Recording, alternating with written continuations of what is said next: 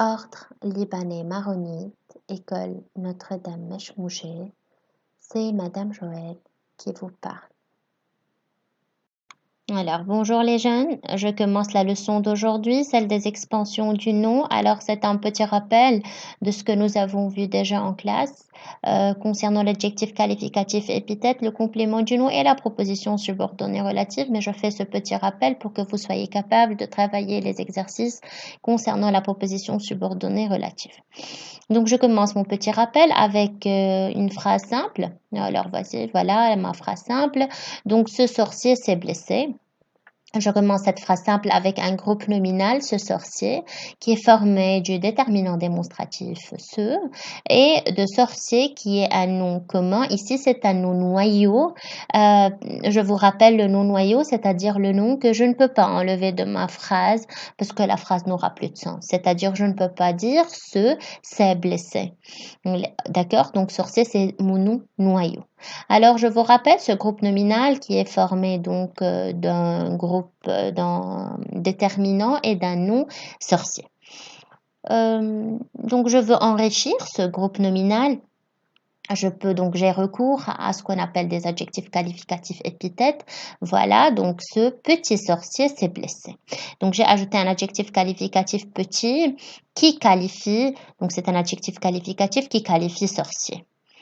Il est épithète, il est directement lié à ce nom-là, par opposition à l'adjectif qualificatif attribut que nous avons vu qui fait partie du groupe verbal.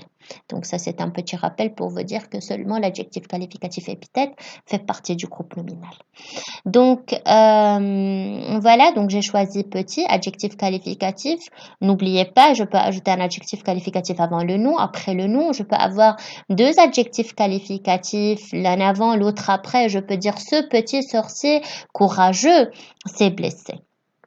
Alors, mais non seulement l'adjectif qualificatif peut enrichir le nom noyau ou un groupe nominal, mais aussi le complément du nom. Donc, je répète mon exemple, ce petit sorcier s'est blessé.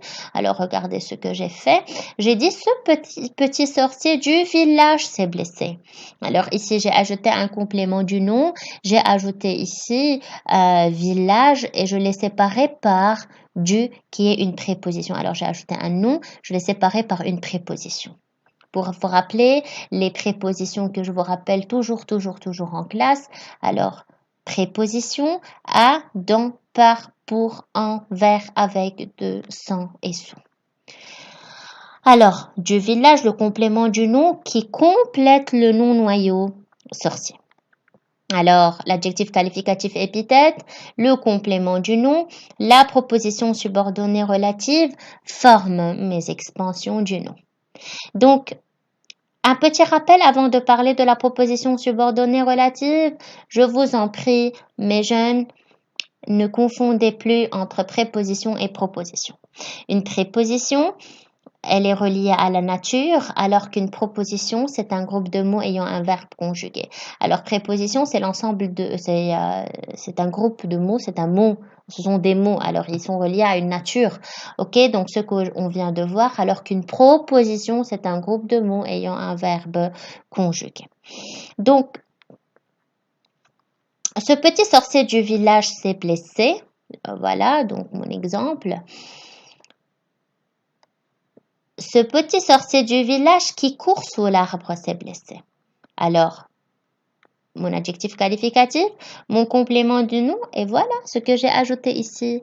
J'ai ajouté qui court sous l'arbre. Voilà, j'ai un verbe conjugué, le verbe courir, court, avec donc ce sorcier, la troisième personne du singulier, et j'ai un pronom relatif qui est le pronom relatif qui est. Donc, je suis devant une proposition subordonnée relative. Quelle est sa fonction? Quel est son rôle?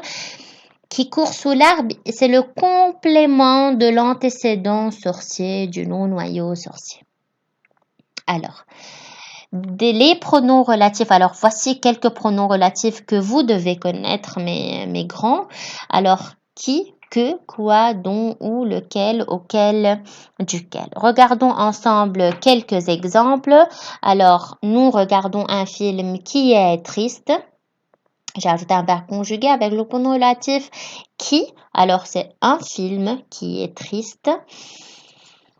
Le film que nous regardons est triste. Alors, j'ai ajouté le pronom relatif que avec un verbe conjugué. Je ne te dirai pas le nom de l'acteur auquel je pense, le verbe penser conjugué, auquel le pronom relatif, et le village où je suis né est le plus joli.